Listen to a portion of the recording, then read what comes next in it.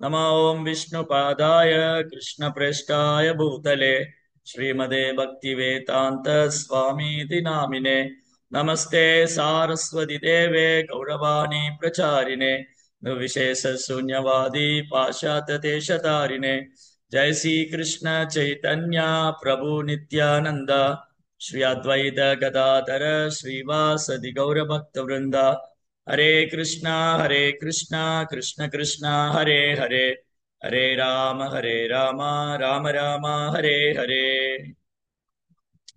हरे கிருஷ்ணா. பக்தர் எல்லாருக்கும் இனிமையான மாலை வணக்கம். இன்றைய சத்சங்க வகுப்புல கலந்துட்டு இருக்கிற எல்லா பக்தர்களுக்கும் என்னுடைய பணிவான நமஸ்காரம். இன்னைக்கு பகவத்கீதை நாம் படித்தது 7வது அத்தியாயம், knowledge of the absolute truth. அதாவது பரம சத்தியம், பரம சத்தியத்தை பற்றி அறிவு. பரம சத்தியத்தை பற்றி அறிவு இந்த அத்தியாயத்தோட தலைப்பு. யார் அந்த பரம சத்தியம்? பகவான் ஸ்ரீ கிருஷ்ணரே பரம சத்தியம், பரம உண்மை, பூர்ணத்தின் ஞானம். ரோபார் இந்த அத்தியாயத்துக்கு என்ன தலைப்பு கொடுத்திருக்காரு? பூர்ணத்தின் ஞானம். ஏன்னா பகவான் தான் பூர்ணமானவர். இதுதான் வேத மந்திரம் உறுதி செய்கிறது. ஹரி ஓம் பூர்ணமத பூர்ணமிதம் பூர்ணாத் பூர்ணமுதஷ்யதே பூர்ணஸ்ய பூர்ணமாதாய பூர்ணமேவாவசிஷ்யதே. So Krishna is complete. கிருஷ்ணர் தான் பரிபூர்ணமானவர். அவர்தான் பரம புருஷோத்தமனான முழுமுதற் கடவுள். அவரை பற்றிய ஞானத்தை கொடுப்பதால இந்த அத்தியாயத்துக்கு பூர்ணத்தின் ஞானம் அல்லது knowledge of the absolute truth, பரம சத்தியத்தை பற்றிய அறிவு. இப்ப இந்த 7ஆம் அத்தியாயத்திலிருந்து, பகவத்கீதையினுடைய 7ஆம் அத்தியாயத்திலிருந்து 12ஆம் அத்தியாயம் வரை பகவான் ஸ்ரீ கிருஷ்ணர் தூய பக்தி தொண்டு, பியோர் டிவோஷன் பத்தி சொல்றாரு. இந்த இந்த 7ஆம் அத்தியாயத்திலிருந்து 12ஆம் அத்தியாயம் வரை 6 அத்தியாயம். இந்த 6 அத்தியாயத்துல கிருஷ்ணர் எதை பத்தி சொல்றாரு? தூய பக்தி தொண்டு. இப்போ இந்த பகவத்கீதை புத்தகத்தை எடுத்துக்கோமே. இந்த பகவத்கீதை புத்தகத்துல நடுவுல நிறைய பக்கங்கள்லாம் இருக்கு. இந்த பக்கம் ஒரு அட்டை இருக்கு, இந்த பக்கம் ஒரு அட்டை இருக்கு. இந்த 2 அட்டையும் எதுக்கு வச்சு பைண்ட் பண்ணிருக்கிறாங்க? இந்த 2 அட்டையும் எதுக்கு வச்சு பைண்ட் பண்ணிருக்கிறாங்க? இந்த உள்ள இருக்கிற பக்கம் டேமேஜ் ஆகாம. அப்படின்னா இந்த உள்ள இருக்கிற நடுவுல இருக்கிற பக்கம் ரொம்ப முக்கியமானது. இந்த நடுவுல இருக்கிற பக்கம் ரொம்ப முக்கியமானதா இருக்கிறதுனால இதை சப்போர்ட் பண்ணணும். இந்த நடுவுல இருக்கிற பக்கத்தை பாதுகாக்கணும்.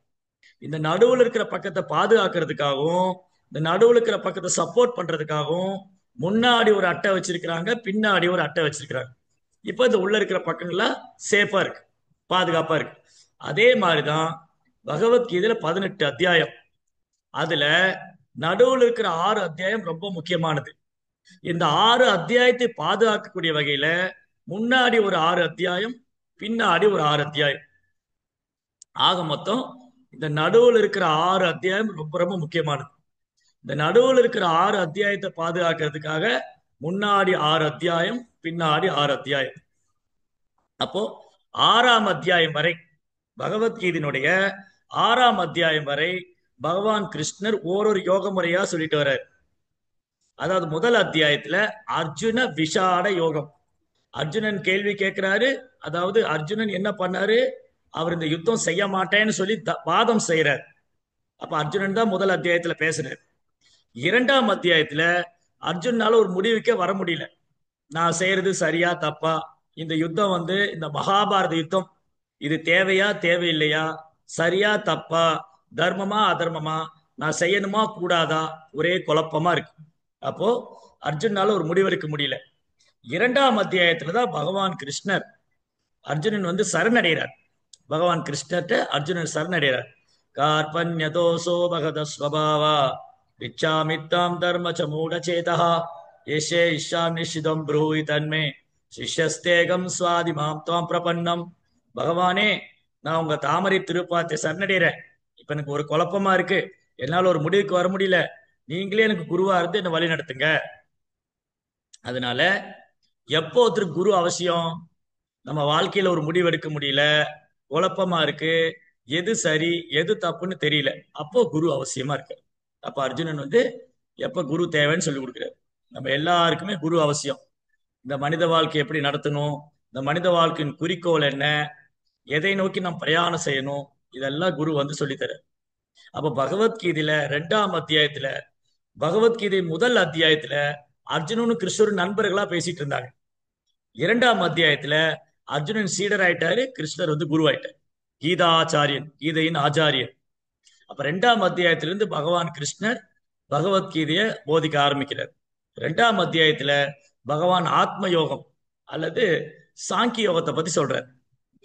3ஆம் அத்தியாயத்துல அந்த கர்மங்களை எப்படி யோகமா செய்யணும், ஒரு ஜீவாத்மா தன் செயலை எப்படி யோகமா செஞ்சு அதுல இருந்து விடுபடுறது. 4ஆம் அத்தியாயத்துல பகவான் தன்னை பற்றி உன்னதமான அறிவு, அவர் எப்படி இந்த பூமியில தோன்றாரு, எப்படி அவதரிக்கிறாரு, எதற்காக அவதரிக்கிறார், இங்க அவதரித்தவர் என்னென்ன லீலைகள்லாம் செய்யறாரு, இதெல்லாம் தெரிஞ்சுட்டா என்ன பிரயோஜனம் 4ஆம் அத்தியாயத்துல சொல்றாரு. பகவானை பற்றிய நாலேஜ், டிரான்சென்டென்டல் நாலேஜ், தெய்வீகமான அறிவு கொடுக்கிறார். 5ஆம் அத்தியாயத்துல கர்மயோகம் செய்யறதா மட்டும் போதாது, அந்த கர்மயோகத்தை எப்படி கிருஷ்ண உணர்வுல செய்யணும், நிஷ்காம கர்மயோகா. நம்ம செய்யக்கூடிய செயலை, நாம் அன்றாட வாழ்க்கையில் செய்யக்கூடிய செயலை எப்படி கிருஷ்ண உணர்வோட செய்யறது. இப்ப குழந்தைகள் படிக்கிறாங்க, பெண்கள் வீட்டு வேலை செய்யறாங்க, கணவன்மார்கள் வெளியில வேலைக்கு போறாங்க, வியாபாரத்துக்கு போறாங்க. இப்படி நாம் பண்ணக்கூடிய செயலை எப்படி கிருஷ்ணருக்காக செய்யறது, கிருஷ்ணரை எப்படி திருப்திப்படுத்துறது, கிருஷ்ண உணர்வோடு எப்படி செய்யறது. அதான் கர்மயோகம் கிருஷ்ண உணர்வில் செயல், அல்லது நிஷ்காம கர்மயோகா, பற்றில்லாமல் பகவானை திருப்தி செய்வதற்காக செய்வது. இப்ப குழந்தைகள் படிக்கிறாங்க, கண்ணா நீ படிச்சு என்ன ஆகணும், நான் நல்ல கிருஷ்ண பக்தராய் எல்லாருக்கும் கிருஷ்ண பக்தி பிரச்சாரம் பண்ணணும். அதுக்கப்புறம் வேலைக்கு போறாங்க, நீங்க எதுக்காக வேலைக்கு போறீங்க, நான் நிறைய சம்பாரிச்சு நான் பகவானுடைய சேவையில் ஈடுபடும். கோயில்ல வந்து பிரச்சார பணிகளை மேற்கொள்வதற்கு, பகவத்கீதை விநியோகம் செய்வதற்கு, பிரசாதம் விநியோகம் செய்வதற்கு, பிரம்மச்சாரிகள் சன்னியாசிகளை வந்து மெயின்டைன் பண்றதுக்கு, அவங்களுக்கு பிரச்சார பணிகளுக்கு உதவி செய்வதற்காக நான் வந்து இந்த வியாபாரம் செய்யறேன், இந்த தொழில் பண்றேன். அப்போ நாம் என்ன செய்யறோமோ அதை கிருஷ்ணருக்காக செய்யணும். 6ஆம் அத்தியாயத்துல பகவான் கிருஷ்ணர் தியான யோகத்தை பத்தி சொல்றார். ஆனா அது ரொம்ப கடினமா இருக்கு, அது அர்ஜுனாலே நிராகரிக்கப்பட்டது. அப்ப 6ஆம் அத்தியாயத்துடைய முடிவு 7ஆம் அத்தியாயத்தின் தொடக்கம். 6ஆம் அத்தியாயத்தின் முடிவுல பகவான் என்ன சொல்றாரு, யோகி நாம் அபிஷர்வேஷாம் மத்கதேனந்தராத்மனஹ ஸ்ரத்தாவான் பஜதே யோ மாம் சமேயுக்த தமோ மதஹ. எல்லா யோகிகளையும் சிறந்தவரும் பக்குவமானவரும் யார் என்றால் எனக்கு பக்தி தொண்டு செய்யும் என் பக்தனே, பக்தி யோகி. அந்த பக்தி யோகி, அந்த கிருஷ்ண பக்தரே எனக்கு மிகவும் பிரியமான நெருக்கமான பக்தனும் யோகியும் நண்பனும் ஆவார். அப்ப 7ஆம் அத்தியாயத்துல அந்த பக்தி தொண்டு எப்படி செய்யணும்னு சொல்ற. அப்போ இந்த 7ஆம் அத்தியாயத்துல நம்ம இன்னைக்கு படிச்ச ஸ்லோகம் வந்து 16வது ஸ்லோகம். இதுக்கு முன்னாடி ஒரு ஸ்லோகத்துல யாரெல்லாம் அவரை சரணடைய மாட்டாங்க, யாரெல்லாம் அவரை சரணடைய மாட்டாங்கன்னு சொல்றாரு, யாரெல்லாம் அவரை சரணடைவாங்க. 4 விதமான நபர்கள் பகவானை சரணடைய மாட்டாங்க, 4 விதமானவர்கள் பகவான் கிட்ட வருவாங்க, சரணடைவாங்க. இப்போ நம்ம எல்லாருமே இஸ்கான் டெம்பிள் போறோம், இல்ல நம்ம எல்லாருமே இஸ்கானோடு சம்மந்தப்பட்டிருக்கிறோம், இஸ்கான் கோயிலுக்கு போறோம், சேவை பண்றோம். இப்ப பாத்தீங்கன்னா நம்ம எல்லாரும் கூப்பிடுவோம் அவங்கள, நீங்க இஸ்கானுக்கு வாங்க, சேவை பண்ணுவாங்க, கோயிலுக்கு வாங்க. அதுல 4 விதமான நபர்கள் நம்ம சந்திப்போம். ஒரு 4 பேர் வரவே மாட்டாங்க, தலை குப்புற நின்று கூப்பிட்டாலும் வர மாட்டாங்க. 4 பேர் வருவாங்க. எந்த 4 பேர் வரமாட்டாங்க, எந்த 4 பேர் கிருஷ்ணத்தை வரமாட்டாங்க, எந்த 4 பேர் கிருஷ்ணத்தை வருவாங்க அப்படிங்கிறத ரொம்ப அழகா 7ஆம் அத்தியாயம் 15 மற்றும் 16 2 ஸ்லோகத்துல பகவான் சொல்றார். நமாம் துஷ்கிருநிதோ மூடா பிரபத்யந்தே நராதமஹ மாயா அபகிருத ஞானா ஆசுரிம் பாவமாஸ்ருதஹ. துஷ்கிருதி, நமாம் துஷ்கிருதி. துஷ்கிருதினா ரொம்ப கொடூர குணம் படைச்சவங்க, ரொம்ப பாவ வாழ்க்கை வாழ்றவங்க. இந்த பாவ வாழ்க்கை வாழ்றவங்க, கொடூர குணம் படைச்சவங்க பகவான்கிட்ட வரமாட்டாங்க. அது யார் 4 பேரு, மூடா, நராத்தமா, மாயா அபகிருத ஞானா, ஆசுரிம் பாவமாஸ்ருதா. மூடா அப்படின்னா உழைச்சிக்கிட்டே இருப்பாங்க, இரவு பகலா நேரமே இல்லாம, எங்களுக்கு எதுக்குமே நேரம் இல்லைங்க, கோயிலுக்கு வர்றதுக்கு நேரம் இல்லை, பகவத்கீதை படிக்க நேரம் இல்லை, இதுக்கெல்லாம் எங்களுக்கு கூப்பிடாதீங்க. எங்களுக்கு வந்து செய்யற தொழில் தான் தெய்வம். எங்களுக்கு வந்து செய்யும் தொழிலே தெய்வம். காலையில பொழுது விடிஞ்சா ராத்திரி தூங்க போறதுக்கு உழைச்சுக்கிட்டே இருக்கணும். அதான் மூடான்னு சொல்றது. அவங்க நம்ம பக்கம் வரவே மாட்டாங்க. அப்புறம் ரெண்டாவது நர ஆத்தமா. நர ஆத்தமானா மனிதனாக பிறந்து மிக பாவகரமான வாழ்க்கை வாழ்றவங்க. மதுபானங்கள் கடைக்கு மது அருந்துவது, மாமிச பட்சணங்களை சாப்பிடுவது, தகாத உறவு செய்வது, சூதாடுவது போன்ற மிக கொடூரமான கெட்ட பழக்கங்களும் மனிதர்களே கடைநிலையானவங்க, அவங்களும் வரமாட்டாங்க. அப்புறம் மாயா அபகிருத ஞானா. இந்த உலகத்துல பெரிய படிப்பு படிச்சவங்க எல்லாம் இருக்காங்க. டாக்டர் பட்டம் வாங்கினவங்க, பெரிய பெரிய பொறியாளர்கள், வழக்கறிஞர்கள், தத்துவவாதிங்க, மேதைகள், ஆராய்ச்சியாளர்கள், விஞ்ஞானிகள், இவங்களும் வரமாட்டாங்க. ஏன்னா அவங்க அறிவு இருக்கு இல்லையா, அதை மாயை அபகரிச்சுட்டு போயிடுச்சு. மாயை அபகரித்து விட்டது என்றால் அவங்களுடைய பௌதிக கல்வி அவங்கள வந்து கிருஷ்ணத்தை சரணடைய தடுக்குது. ஓ, நீதான் பௌதிகத்துல பெரிய பட்டம் வாங்கிட்டீல்ல, நீதான் இப்ப பெரிய என்ஜினியர் ஆச்சே, நீ எதுக்கு கிருஷ்ணர்கிட்ட போகணும்? நீதான் பெரிய டாக்டர் ஆச்சே, நீ எதுக்கு கடவுள்கிட்ட போகணும்? நீதான் பெரிய வழக்கறிஞர் ஆச்சே, நீ எதுக்கு பகவத்கீதை படிக்கணும்? இந்த மாதிரி அவங்களுடைய பௌதிக கல்வியானது மாயை என்ற அறியாமையால் அபகரித்து விட்டது. நாலாவது ஆசிரியம் பாவம் ஆஸ்ருதா. நாத்திய கொள்கை, அசுர குணம் படைச்சவங்க. கடவுள் கிடையாது, கடவுளை நம்பாதீங்க, இந்த மாதிரி அசுர குணம் படைச்சவங்க. எனக்கு கூட சமீபத்துல ஒரு பக்தர் வந்து ஒரு வீடியோ அமைச்சிருந்தார். மலேசியாவுக்கு யாரோ நாத்திகர்கள் வந்திருக்காங்க. இங்க இந்தியாவில இருந்து, தமிழ்நாட்டில இருந்து ரெண்டு மூணு நாத்திகர்கள் மலேசியாவுக்கு வந்திருக்காங்க. அங்க ஒரு மீட்டிங்ல வந்து நாத்திகம் பேசியிருக்கிறாங்க. அப்ப அங்க இருக்கிற தமிழர்கள் எல்லாம் சொல்லியிருக்காங்க, இங்க நாத்திகள்லாம் பேசாதீங்க, நீங்க உங்க ஊருக்கு போங்க. நாங்க வந்து கடவுள் நம்பிக்கை உள்ளவங்க, எங்களுக்கெல்லாம் இங்க கடவுள் நம்பிக்கை இருக்கு, நாங்க கடவுள் இருக்கு நம்புறோம், நீங்க இந்த நாத்திகம் எல்லாம் இங்க பேசாதீங்க அப்படின்னு அவங்களை விரட்டி விட்டாரு. அதனால இந்த நாத்திகர்கள் என்ன பண்ணுவாங்க, அவங்களும் கடவுள்கிட்ட போக மாட்டாங்க, மற்றவங்களையும் பரிகாசம் பண்ணுவாங்க. இந்த நாலு பேர் துஷ்கிருதி. ஆனா கிருஷ்ணர் என்ன சொல்றாரு, நாலு நல்லவங்க இருக்காங்கப்பா, அவங்க வருவாங்க. நாலு நல்லவங்க சுக்ருதி. நமாம் சதுர்விதா. சதுர்னா நான்கு. சதுர்விதா பஜதேமாம் ஜனா சுக்ரிதினோ அர்ஜுனா. அர்ஜுனா, நான்கு விதமான நல்லோர்கள் கோயிலுக்கு வருவாங்க, என்ன சரணடைவாங்க. இந்த நாலு பேரு கூப்பிட்டா உடனே வந்துருவாங்க. நம்ம போய், நீங்க இஸ்கானுக்கு வாங்க, நீங்க கிருஷ்ண பக்திக்கு வாங்க, ஹரே கிருஷ்ண மந்திர ஜெபம் பண்ணுங்க, பகவத்கீதா பாகவதம் படிங்க அப்படின்னு சத்சங்கத்துக்கு வாங்கன்னா வந்துருவாங்க. முதல் சொல்ல நாலு பேர் வரவே மாட்டாங்க. முதல்ல சொல்ல நாலு பேரு வரமாட்டாங்க. இந்த நாலு பேர் வந்துருவாங்க. யார் அவங்க? ஆர்த்தோ, ஜிக்ஞாசு, அர்த்தார்த்தி, ஞானி. இந்த நாலு பேரும் ஆர்த்தோ, ஜிக்ஞாசு, அர்த்தார்த்தி, ஞானி.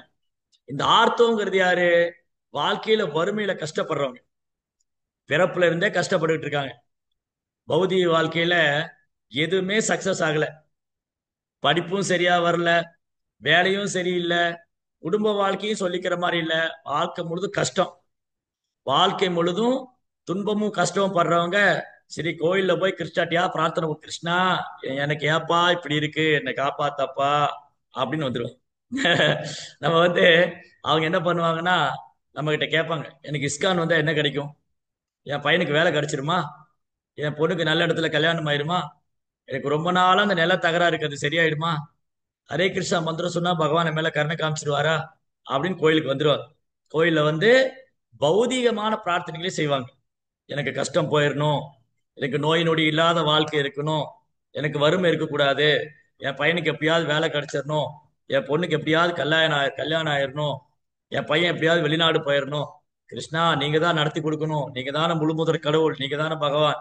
நான் உங்க நாமத்தை சொல்றேன், ஏகாதசி விரதம் இருக்கிறேன், பக்தர்கள் என்னெல்லாம் சொல்றாங்களோ செய்யறேன், எனக்கு எப்படியாவது நடத்தி கொடுத்துருங்க.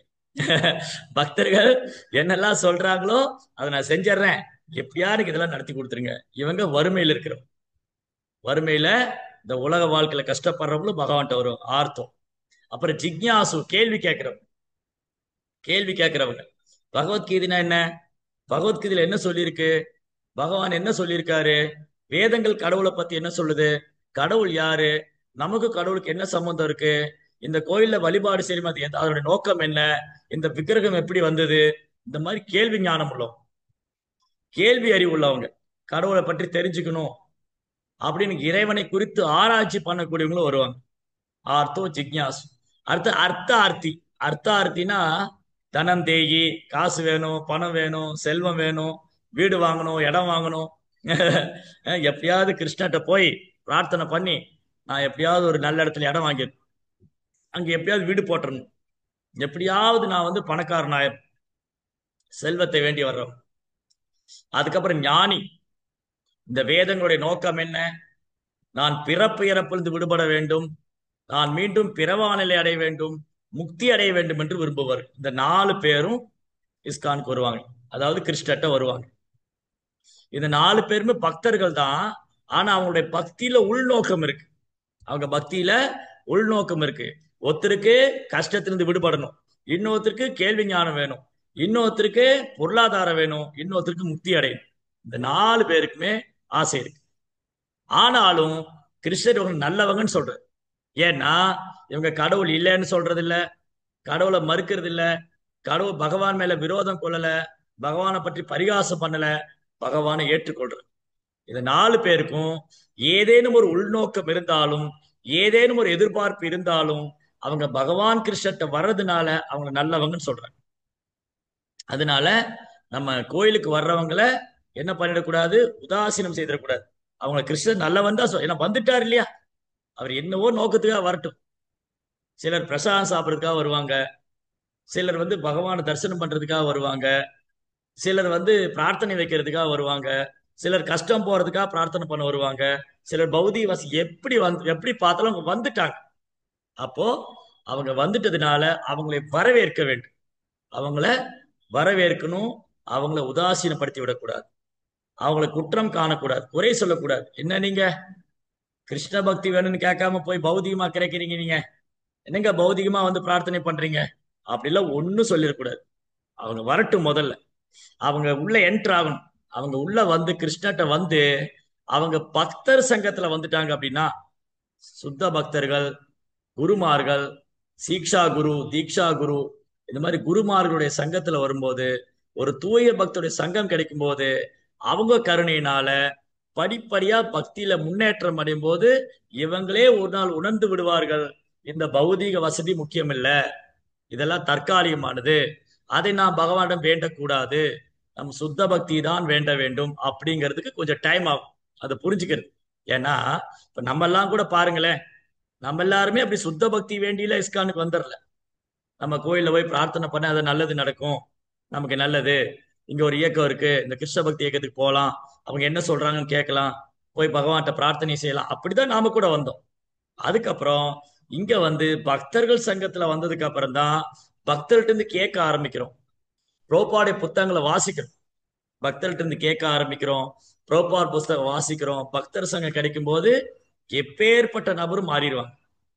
உங்களுக்கு சில உதாரணங்கள் சொல்றேன் சாஸ்திரத்திலிருந்து. முதல்ல துஷ்கிருதியிலே உதாரணம் இருக்கு. இந்த நல்லவங்களை விட்டுருங்க, மனிதர்களே கடைநிலை ஆனவங்க கூட ஒரு தூய பக்தருடைய கருணையால உயர்ந்த பக்தரே இருக்காரு. உங்களுக்கு ஒண்ணு ரெண்டு உதாரணம் சொல்றேன். ஒருத்தர் வந்து மிருகாரி என்ற வேடன். மிருகாரி என்ற வேடன் காட்டுல வந்து கொடூரமான மிருகங்களை வேட்டையாடும். மிருகங்களை வேட்டையாடுவது மட்டுமல்ல, அது குத்துயிரும் கொலையுயிருமா கிடைக்கும்.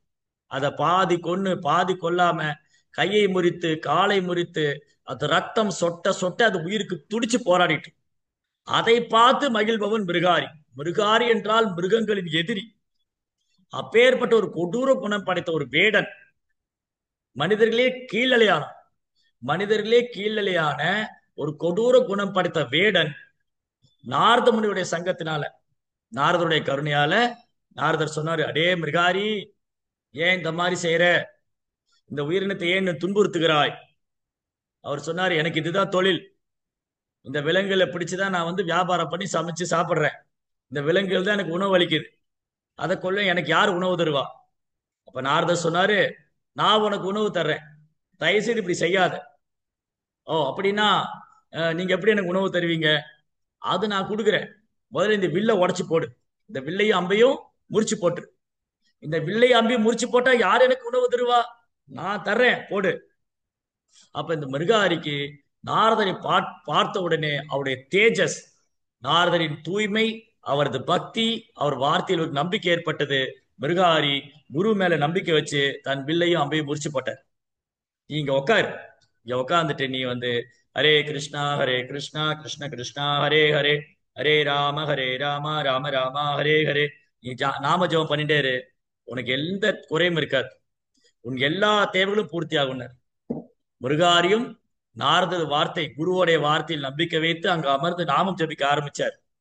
அப்ப சுத்து வட்டார கிராமத்தில் இருக்கிறவங்க எல்லாம் மிருகாரி என்ற கொடும் வேடன் ஒரு சிறந்த பக்தராக மாறிவிட்டார், அவர் ஒரு வைஷ்ணவர் ஆயிட்டாரு, அவர் ஒரு சாது ஆயிட்டாருன்னு அவரை பார்க்கறதுக்கு நிறைய பொருட்கள் எடுத்துட்டு வர்றாங்க. தானியங்கள், காய்கறிகள், பால், பழம். இப்ப அவருக்கு தேவைக்கு மேல வந்துருச்சு. மிருகாரி எதிர்பார்த்ததோட தேவைக்கு மேல அவருக்கு உணவு தானியங்கள் கிடைச்சது. இதுதான் குருவோடைய கருணை, இதுதான் பகவானின் கருணை, இதுதான் நாம ஜபத்தின் மகிமை. சோ என்னாச்சு, மிருகாரி நாரதருடைய பாதங்களை தொட்டு வணங்கி பிரார்த்தனை செய்து அவருடைய அனுகிரகத்தினால் எனக்கு தேவைக்கு மேல கிடைச்சிருச்சு, என்ன தேவையோ நான் ஏற்றுக்கொண்டு மற்றதை அவர் பிரசாதமாக விநியோகம் செய்தார். அப்போ விலங்குகள் மேல் கொடூர குணம் படைத்த இந்த மிருகாரி அவர் ஒரு அசுர குணம் படைத்தவர், ஆனா நாரதருடைய கருணையால முதல் தரமான பக்தரான. அதே மாதிரி ரத்னாகர் என்ற ஒரு வழிப்பறி கொள்ளைக்கார், காட்டில் வழிப்பறி செய்பவர், கொள்ளையடிப்பவர், கொலை செய்பவர், அந்த கொடூர மனிதர்களே நராதமன், மனிதர்களே கடைநிலையார். அவரு அவரும் நாரதருடைய கருணை, நாரத முனியுடைய கருணையினால அவருக்கும் தூய பக்தி கிடைத்து அவர் வால்மீகி மகரிஷியானார். ராமருடைய குழந்தைகளுக்கே குருவாகவும் ராமாயணத்துக்கு ஆசிரியருமானார். எப்படி கொடூர குணம் படைத்த ஒரு கொலைகாரன், கொள்ளைக்காரன் நாரதரின் கருணையால் முதல் தரமான பக்தரானார். அதே மாதிரி அமெரிக்கா, ஐரோப்பா மாகாணங்கள்ல, மேற்கத்திய நாடுகள்ல கலாச்சாரமே இல்லாமல் இளைஞர்கள் வழி தடுமாறி மதுபானங்களை அறிந்து கொண்டு போதை வஸ்துக்களுக்கு அடிமையாகி தங்கள் வாழ்க்கையை இழந்து தன் இளமை பருவத்தை தவறான வழியில் பயன்படுத்தி கொண்டு தன் வாழ்க்கையின் குறிக்கோளை அறியாமல் மனிதர்களே கீழே வாழ்ந்தார். அப்ப பிரபுபாதுடைய கருணை எப்படி நாரத முனிவருடைய கருணையால மிருகாரி பக்தரானாரோ, எப்படி நாரதர் கருணையால் ரத்னாகர் வால்மீகி என்ற ஒரு பெரும் பக்தரானாரோ, அதே போல இந்த ஹிப்பிகள் வாழ்க்கையில் விரக்தி அடைந்து மதுபானத்துக்கு அடிமையாய் போதை வஸ்துக்கு அடிமையாய் பெண்களோட சங்கம் வைத்துக் கொண்டு இதுதான் உலகம் என்று வாழ்ந்தவர்கள். அந்த அமெரிக்கா மாகாணத்துல மத போதகர்கள், அப்புறம் சமய சார்புள்ள நபர்கள், அப்புறம் அரசாங்கம், அதிகாரிகள், பெற்றோர்கள் யார் முயற்சி செய்து உங்களுக்கு திருத்த முடியல, யாராலும் உங்களுக்கு திருத்த முடியல. பிரபுப்பாவுடைய கருணை, அவரது தூய பக்தி, அந்த தூய பக்தி எடுத்துன்னு போய் அவங்க பக்தி மத்தியில இருந்து அவங்க பகவானுடைய நாமத்தை உச்சரித்து அவங்க எல்லாம் இந்த நாமத்துல மயங்கி பிரபுப்பாவுடைய தூய்மையில அவங்க தங்களை அர்ப்பணித்து அவங்களும் சங்கீதத்துல கலந்துட்டு இன்னைக்கு பெரும் பக்தர்களா இருக்க. அதனால இந்த நராதமர்கள், மனிதர்களே கடைநிலையானவங்க, மூடர்கள், அப்புறம் பெரிய படிச்சு அறிவை இழந்தவங்க, இவங்க கூட ஒரு சுத்த பக்தர் சங்கத்துல வந்தா பக்தர் ஆயிடலாம், அவங்களுக்கும் பகவானுடைய கருணை கிடைக்கும், அவங்களும் கிருஷ்ண பக்தியில முன்னேற்றம். அப்படி இருக்கும்போது கோயிலுக்கு வர்றவங்களை பத்தி சொல்ல என்ன இருக்கு? இந்த 4 நல்லோர்கள் வாழ்க்கையில் ரொம்ப கஷ்டப்படுறவங்க, அவங்க கோயில்ல பிரார்த்தனை பண்ணி அவங்க பக்தர் சங்கத்துல வந்தோடனே பக்தர்களா சொல்லி கொடுக்குறாங்க, இந்த ஜட உலகமே தற்காலிகமானது, இந்த உடலும் தற்காலிகமானது, இந்த உலகம் தற்காலிகமானது, இங்க காணக்கூடிய வசதிகள் அனைத்தும் தற்காலிகமானது, எல்லாம் நம்ம கர்ம வினைப்படி நடக்குது. அப்போ நீங்க பகவான்கிட்ட பிரார்த்தனை செய்யுங்க அப்படின்னு நாம ஜெபம் பண்ண சொல்றோம். அப்ப நாம ஜெபம் செய்ய ஆரம்பிச்ச உடனே இந்த இதயத்துல இருக்கிற தேவையில்லாத குழப்பங்கள், நான் மட்டும்தான் கஷ்டப்படுறேன், எனக்கு மட்டும்தான் கஷ்டங்கிற அறியாமை, இந்த பௌதிக துன்பம் ஒரு துன்பமே அல்ல. ஆக்சுவலி உண்மையான கஷ்டம், உண்மையான துன்பம் என்னன்னா ஜென்ம மிருத்து ஜெரா வியாதி, பிறப்பு இறப்பு முதுமை நோய், அதுதான் தீர்க்க முடியாத கஷ்டம். ஆனா நம்ம என்ன நினைச்சுக்கிறோம், வேலை இல்லை, அப்புறம் கல்யாணம் ஆகல, நிலம் வாங்கல, வீடு கட்டல, இதெல்லாம் ஒரு நாள் நடக்கும், நடக்காம போகலாம், அது நம்ம கர்மா அப்படி நடக்கும். ஆனா கிருஷ்ண பக்தியை பயிற்சி பண்ணும்போது நமக்கு உண்மையான துன்பம் என்ன தீருதுன்னா, இந்த உடலால வரக்கூடிய துன்பங்கள், இயற்கையினால வரக்கூடிய துன்பங்கள், மற்ற ஜீவராசினால் ஏற்படக்கூடிய துன்பங்கள் அனைத்தும் விலகிவிடும். அதனாலதான் பாகவதம் ரொம்ப அழகா சொல்லுது. பாகவதம் என்ன சொல்லுது? அகாம சர்வ காமோவா மோக்ஷ காம உதாரதி தீவிரேன பக்தி யோகேன யஜேதம் புருஷம் பரம். நீங்க ஆசையே இல்லாதவங்களா? பரவாயில்ல, ரொம்ப சந்தோஷம். எனக்கு ஒரு ஆசை இல்லைங்க. எனக்கு கிருஷ்ணரை சேவை பண்ணா போதும். எனக்கு பகவானை வழிபட்டா போதும். பிரபுபாதரை திருப்தி செய்தா போதும். ஆன்மீக குரு திருப்தி செய்தா போதும். அதை தவிர எனக்கு வேற ஒரு ஆசையும் கிடையாது. ரொம்ப நல்லது. ரொம்ப நல்ல விஷயம். அகாமா, ஆசையே இல்லாத, பௌதிக ஆசையே இல்லாதவங்க. சர்வகாமா, எல்லாத்துக்கும் ஆசைப்படுறவங்க. எனக்கு பதவி வேணும், பேர் வேணும், புகழ் வேணும், அப்படி ஆசைப்படுறவங்க. மோட்சகாமா, முக்தி அடையணும்னு ஆசைப்படுறவங்க. எனக்கு பிறப்பே வேண்டாங்க, இந்த உலகமே எனக்கு வெறுத்து போச்சு, நான் கடவுள்கிட்ட போயிடணும். அகாம சர்வ காமவா மோட்ச காம உதாரணம். இதுல நம்ம எந்த கேட்டகரியில இருந்தாலும், நம்ம ஆசையே இல்லாதவங்களா இருந்தாலும் சரி, எல்லாத்துக்கும் ஆசைப்படுறவங்களா இருந்தாலும் சரி, முக்தியடைய ஆசைப்படுறவங்களா இருந்தாலும் சரி, தீவிரேன பக்தி யோகேன, யாரு பக்தி தொண்டை தீவிரமா உறுதியாக பின்பற்றுகிறார்களோ அவங்க பரமபுருஷரை அடையலாம். இப்போ இன்னொரு அழகான உதாரணம். துருவ மகராஜ் என்ற ஒரு பக்தர். நீங்க எல்லாரும் துருவ சரித்திரம் கேள்விப்பட்டிருப்பீங்க. துருவ மகாராஜா வந்து உத்தான பாத ராஜாவுடைய பையன். உத்தான பாத ராஜா வந்து சயம்பு மனுவுடைய பையன். சயம்பு மனு வந்து பிரம்மாவுடைய பையன். பிரம்மா கிருஷ்ணாட்டு இருந்து வந்து கிருஷ்ணா கிருஷ்ணாட்டு இருந்து பிரம்மா, பிரம்மாட்டு இருந்து ரெண்டு குழந்தைங்க, ஸ்வயம்பு மனு, உத்தான பாதா. இந்த உத்தான பாதாவுடைய பையன் தான் துருவா. உத்தான பாதாவுக்கு ரெண்டு மனைவி. ஒரு மனைவி பேரு சுனிதி, இன்னொரு மனைவி சுருச்சி. இந்த சுனித்தியோட பையன் தான் துருவா. சுருச்சி வந்து துருவனுடைய ரெண்டாவது அம்மா, சித்தி. அதனால இந்த உத்தான பாதாவுக்கு என்னன்னா, முதல் மனைவியை விட இரண்டாம் மனைவி மேல பற்றுதல் அதிகமா இருக்கு. ஒரு நாள் துருவனும் அவரது அவரது சகோதரன், அதாவது சுருச்சியோட பையன் உத்தமா, ரெண்டு பேர் விளையாடிட்டு இருந்தார். சின்ன குழந்தைங்க, 5 வயசு தான் இருக்கு. அப்ப ரெண்டு பேரும் விளையாடிட்டு போய் அப்பா மடியில உட்கார்றதுக்கு போனாங்க. துருவனும் அவர் சகோதரன் உத்தமாவும் உத்தான பாதராஜாவுடைய மடியில உட்கார போனாங்க. அப்போ அப்போ வந்து சுருச்சி என்ன பண்ணாங்க, துருவனை பிடிச்சு கீழே தள்ளி விட்டார். ஏ துருவா, உனக்கு வந்து உன் அப்பாவுடைய மடியில உட்கார்றதுக்கு அருகதே கிடையாது. ஏன்னா நீ என் வயித்துல குழந்தையா பிறக்கல அப்படின்னு தரையில தூக்கி போட்டு கீழே தள்ளி விட்டார். இது சின்ன குழந்தை தானே, என்ன தெரியும், அழுதுண்டே போனோம். அழுதுண்டே போய் அம்மாட்ட கேட்கிறாரு, அம்மா நம்ம ஏமா இப்படி இருக்கிறோம், அப்பா ஏமா இப்படி இருக்காரு, சித்தி ஏமா என்ன கீழே தள்ளி விட்டா, எனக்கு அப்பா மடியில உட்கார்றதுக்கு அருகதை கிடையாதா அப்படின்னு அழற. அப்ப சுனித்தி சொன்னா, இல்ல துருவா, உன் அப்பாவுக்கு நம்ம மேல அன்பு இல்ல, உன் சித்தி தான் ரொம்ப இது பண்றாங்க, இது நம்ம ஒண்ணும் செய்ய முடியாது. இப்ப யாருமா இதெல்லாம் கேட்பா, எல்லாம் பகவான் தான் மாத்தணும், பகவான் தான் அவருக்கு நல்ல புத்தியை கொடுக்கணும், பகவான் தான் அவர் திருத்தணும். பகவான் எங்கம்மா இருப்பாரு? பகவான் எங்க இருக்காரு? யோகிகள் ஞானிகள்லாம் காட்டுல தவம் செய்யறாங்க, ஒரு வேளை அங்க இருக்கலாம் அவர். அவங்க யோகிகளோட இதயத்துல இருக்காரு, ஞானியோட இதயத்துல இருக்காரு. காட்டுல எல்லாம் அவங்க கடும் தவம் செய்யறாங்க. அப்படின்னதுமே இந்த குழந்தை ராத்திரியோட ராத்திரியா வீட்டை விட்டு வெளியே போயிட்டு, யார்கிட்டயுமே சொல்லல. 5 வயசு குழந்தை பகவானை பார்க்கணும், கேள்வி கேட்கணும், நான் கிருஷ்ணா பார்த்து கேள்வி கேட்கணும், ஏன் வந்து என்ன சித்தி கீழே தள்ளி விட்டா, ஏன் எங்க அப்பா மடியில உட்கார்றதுக்கு எனக்கு தகுதி இல்லையா, நான் வந்து எங்க அப்பாவோட என் தாத்தாவோட நான் பெரிய பதவி அடையணும், எங்க தாத்தா கொள்ளு தாத்தாவோட நான் பெரிய பதவி, பிரம்மாவை காட்டிலும் உயர்ந்த பதவி அடையணும் அப்படின்னு காட்டுக்கு போறாரு. அப்ப இவருக்கு ஆசை இருக்கா? இவருக்கு என்ன ஆசை? தன்னுடைய கொள்ளு தாத்தாவான பிரம்மாவோட பெரிய பதவி அடையணும் அப்படிங்கிற ஆசையில போனார். ஆனா ரொம்ப தீவிரமா இருக்கார். ரொம்ப துருவா. துருவா என்ற வார்த்தைக்கு உறுதி என்ற அர்த்தம், வைராக்கியம். பகவத்கீதையில கூட இந்த வார்த்தை இருக்கு.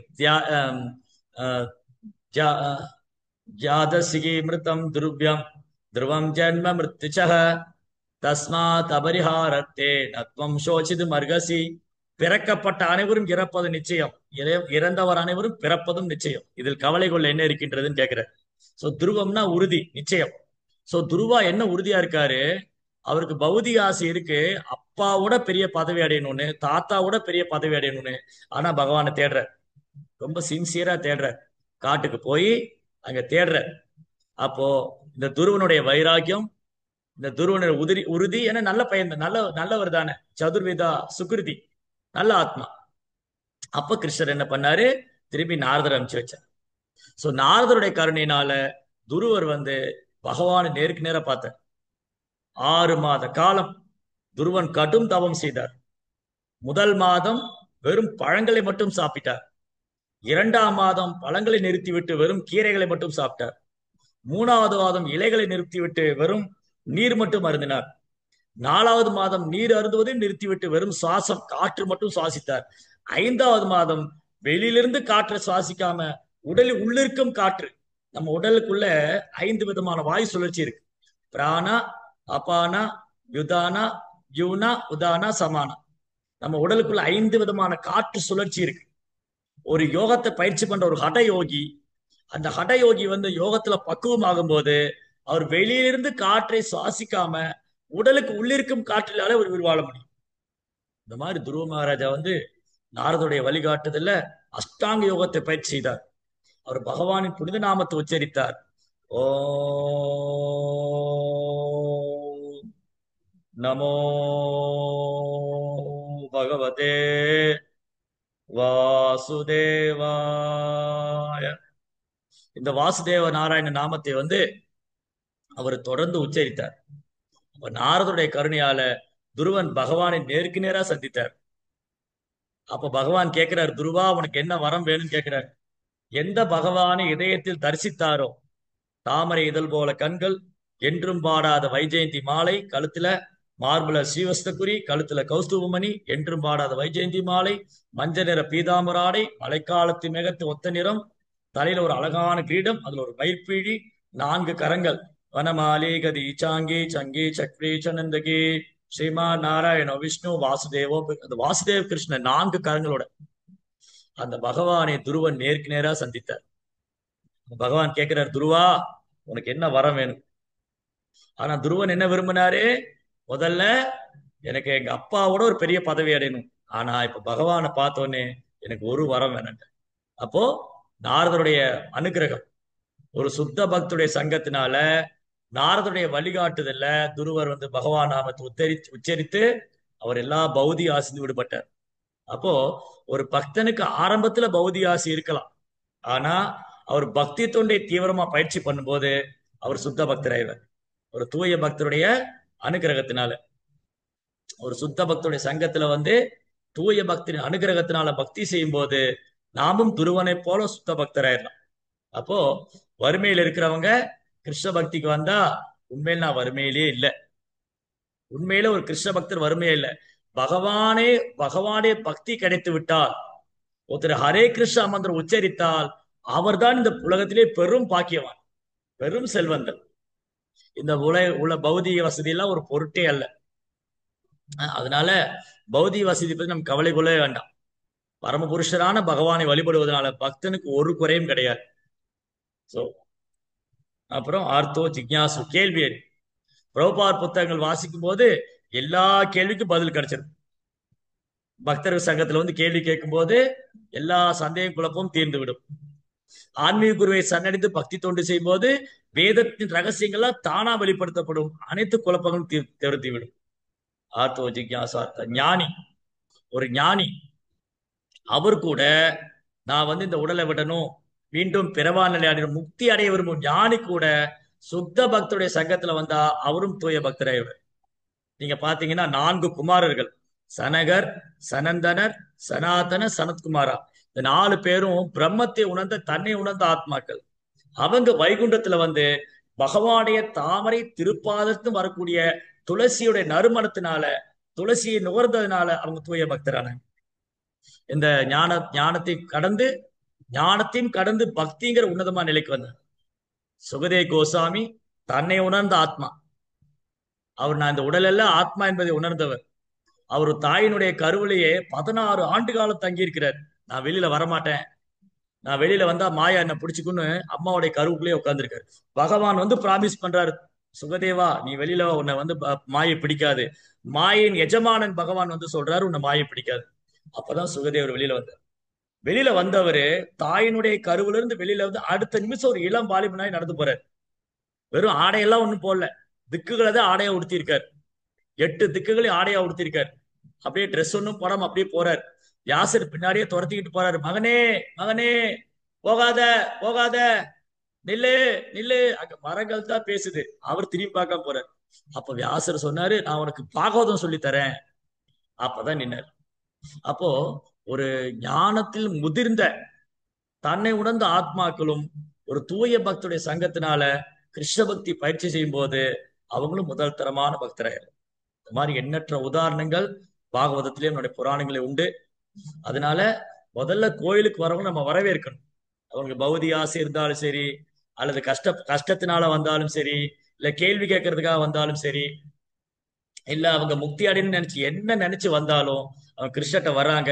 அவங்கள வரவேற்கணும், அவங்ககிட்ட அன்பு செய்யணும், அவங்களுக்கு பகவானை பற்றி கற்றுக் கொடுக்க வேண்டும், புரோபாடைய புத்தகத்தை விநியோகம் செய்ய வேண்டும், நாமம் ஜபிக்க வைக்க வேண்டும். இது நாம் செய்வோமே ஆனால் அவங்களும் ஒரு நாள் சுத்த பக்தராயிடுவாங்க. ஹரே கிருஷ்ணா. वीरेंद्र श्रीमद् भागवत गीता की जय, श्रील प्रभुपाद की